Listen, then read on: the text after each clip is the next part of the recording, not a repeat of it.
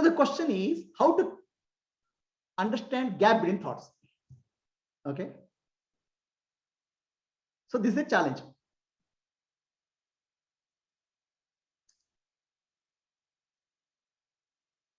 It is that very self is very simple. In between two gaps between thoughts, the self is there. The self is Brahman. Okay. How to find out the gap between two thoughts? For experiencing anything or knowing anything, there's a subject-object duality is required. There's a subject required and there's an object required.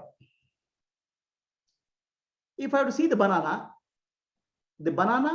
and I, there's a thought. I thought and banana thought. The subject thought and object thought.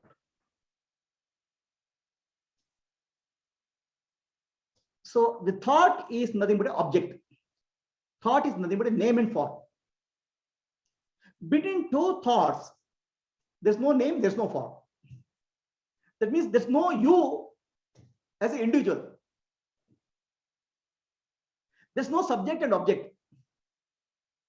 When there's no subject and object, there's Brahman only. Okay. So you cannot say, I want to find the gap between two thoughts, then the finder will come. The knower will come. Then there is no gap. So the moment you try to find God, there's no you. The moment you try to take your attention to the gap between the thoughts, the subject-object duality comes. Then there's no gap because thought comes. Okay. So simply you have to understand that there is a thought, there is a feeling, or there is a sensation. It is not continuous. Okay. There's a discontinuity.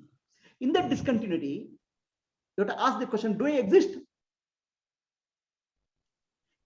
If I exist, that existence has no subject-object relationship. So that's why I existed not as a subject-object. I existed not in a form, not in a formless way. I existed. That conclusion you have to do in the form of thought. Thought cannot find the gap between thoughts, but thought can correct itself. So the correction in the thought, that in between two thoughts, gap is there. I existed as pure awareness. There's no subject-object duality. This correction has to come in the thought. So let me tell you what. Let us take a banana. Banana is the object. Okay. And I am the subject. There's a subject-object relationship there. Banana and I. So in any experience, is there really subject and object? In any experience, there is no subject and object initially. The subject object when mind comes into picture. Before that, there's no subject object, and after that, there's no subject object. The mind gives a name, calling this as banana, this as me, Prabhuji. The naming comes later. But in any experience, in the experience, the subject object duality is not there. The experience can be many different types: seeing, hearing, touching, smelling, tasting. Any experience, the experience alone is there. There's no subject-object duality. The subject-object duality comes into picture when the thought comes, when naming happens. So all our experiences, initially a nameless experience. In the nameless experience alone is there. There's no duality. But this experience keeps changing. Seeing, hearing, touching, smelling, experience keep changing. So I would say life is nothing but a nameless experience. A child is always having a nameless experience because child cannot name. Child sees somebody, it's always not nameless experience. The moment you bring the name and form, the naming happens, the subject-object duality comes into picture. Are you clear? So any experience, first I'll say, there is an experience alone. There's no subject-object. Then after some time, then the naming comes. This is banana, this is Prabhu. The naming is the thought. Any experience is preceded by no experience, and succeeded by no experience. After experience, there's no experience. In between, there's an experience, momentary. The momentary experience, there's a naming after that and recognition of the experience. Right? In that recognition, duality comes into it, subject object. Experience itself is unreal or mithya because it appears and disappears. It's not a permanent thing. So life is a set of experiences which are mithya, and the naming of the experience is next step, which brings subject object duality. If there's no naming, there's no duality. A child has always a nameless experience. A gnani is one who has nameless experience. The naming is the problem. Naming is the thought. So in between thought, what is there? Experience is there, but there's no name. In the experience, there's no duality. There's no subject object. When there's no subject object, there's only Brahman. So now you try to catch hold of Brahman, then subject object comes in picture. I am trying to catch hold of Brahman. So there's no place for two people. There's no place for two. I and Brahman. I means the knower, individual consciousness. So then how to catch a gap between thoughts? So gap between the thoughts is our experience. Our thoughts have gap. In that experience, I have to correct my understanding. In that experience, I alone am there. I am that Brahman, the formless, nameless reality, Brahman, in between thought is there. This correction has to happen in the thought, but thought cannot catch that thoughtless gap. So in that sense, you are correcting your understanding of yourself. You are saying myself is me, which is object, subject. But you understand, in the experience, subject object is not there. When musician is singing, he is involved in music. The music experience alone is there. There's no audience, there's no singer. But people start clapping. Then audience is there, I am there. So that I am here to correct. I am here to correct as the gap between two thoughts. So you cannot find that gap. You know that there's a gap. In that gap, I existed formless reality. That's my real nature that you have to correct. Okay. Was I there in the experience? Was I there in the experience? I was there in the experience also. Right? When the experience is happening, I was there. Seeing, touching, feeling, sensing, the experience is going on. The knowing is going on. The knowing principle, I am there all the time. In the experience, in the absence of experience. So self is there in experience and in the absence of inexperience.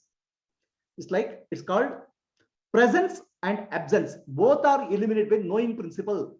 That knowing principle is the background. The knowing principle is there in the absence of thoughts. Okay. In the presence of thoughts also knowing principle is there. In the presence of experience also knowing principle is there. Right? But it's more evident in the absence of thoughts. How it's evident? Okay. What is there in my hand? Please tell me. A banana. So now what is there in my hand? Nothing. Understand? So nothing is illuminated by the awareness. So in the absence, in between two thoughts, nothing was there. That nothing is illuminated by the awareness. That's why he said that nothing was there in between two thoughts. That elimination is done by the awareness. That is the unconditional existence, pure awareness, which is there in between the gap. But what happens? Mind will give a name to that way. It will say Prabhuji, me, the person. Okay. I enjoyed banana. Subject, object, mind gives a name. The naming given by the mind has to be corrected. Not the body, not the mind. Pure awareness, I am. That correction has to happen in the thought. The subject identification has to be corrected. I am the pure awareness in between the thoughts in the gap. You cannot find the gap. Okay. Now another challenge here. The finding the gap between thoughts is very difficult because thoughts will come rapidly and disappear. Instead of that, focus, look at something where you find a gap. Between two breaths, you can find a gap more easily because breath is more regular. In the body sensation, you can find a gap. Sensations, breath, you can find more easily gap. So in between two sensations, there's a gap. So that gap is pure awareness, no subject of reality. In between two thoughts, there's a gap. There's no subject of duality. In between two breaths, there's a stopping, pause. That's a non-dual. Now, don't be under the impression that awareness is there only between two gaps. Awareness is there throughout. Awareness is there in thought. Awareness is between the thoughts. But in the thought, when the thought comes, awareness is masked by the thought. The name and form masks it. Okay. When the experience is happening, awareness is there. Experiences keep on changing, but awareness doesn't change. The knowing is always there. The background is always there. Then why gap between thoughts? Because gap between thoughts, there's no other thing. No thing is there. No object is there. So in that no object, no subject is there, because there's no knower is there. No experiencer is there. So in that, pure awareness shines. That doesn't mean that pure awareness doesn't shine in thought or in experience. It also shines in thought and experience. Awareness is like a background movie. Movie, what is there in screen? Appears and disappears. Okay. The movie screen is there when the movie is going on and movie is absent. So attention is given to the gap between thoughts to point out when the movie has disappeared, thoughts have disappeared, still you exist. So do you exist? Obviously you exist, because that's a continuity of experience. So that continuity of experience is I am. That is the correction required in your understanding. Don't try to find a gap between thoughts. Understand the gap between thoughts is my real nature. That understanding will correct your nature of self. Your thought mind says, I am the body, I am the mind, I am the intellect. The correct your thought, my existence as pure existence between the thought gaps is I am. So the definition of I am in your mind, you change it. So what you say? Nanu, nanembudu, nanalla, ideha, manabuddhi, nanalla, sachidanandatma, shivananunani, shivoham, shivoham, shivoham. I'm not the body, I'm not the mind, I'm not the intellect, I'm pure consciousness. Now the pure consciousness which is empty, the mind will say, Prabhuji, me. It will convert that pure consciousness into object, because mind can only know object. So the correction has to happen in the mind.